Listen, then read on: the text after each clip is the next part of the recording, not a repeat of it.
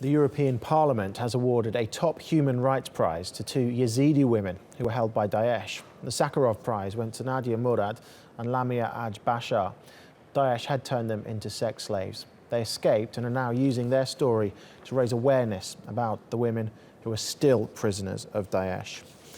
Well, Nicole, Johnston joins us now from Erbil in northern Iraq, the region where the Yazidi community is now living in camps for internally displaced people. Nicole, let's talk about the Yazidis in particular here. It's been a year since the areas where the Yazidi community were living have been cleared of Daesh. What's happened in the 12 months since? How is the recovery coming along?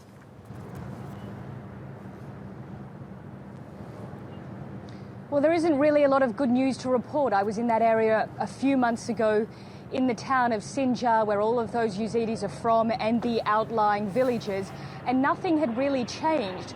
The town was still utterly destroyed. There was no infrastructure. No one was living in the town.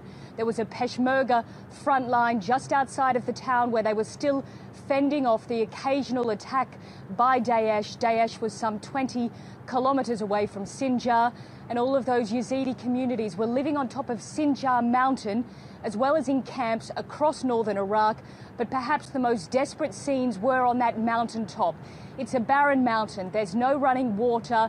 There are no trees. It's just a huge rock face, really, in the middle of northern Iraq. And there were thousands of families up there. In the middle of summer, it was baking hot, and I imagine now it would be freezing cold because it's winter here now. So for the Yazidi communities, they may be free from Daesh in some respects. They've been pushed out of their territory, but they're still living in very miserable conditions. And Nicole, what's the context of the area? We know Daesh are obviously a barbaric group, but why were the Yazidis in particular targeted in such a way?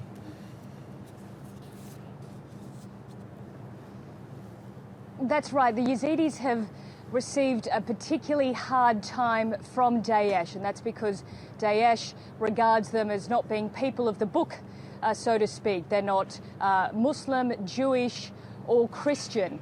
Their religion is something that Daesh regards as infidels, as heretics, and so it has really targeted and earmarked this group for taking, for capturing, for using as sex slaves. So the Yazidi community has certainly suffered, perhaps more than any community in northern Iraq.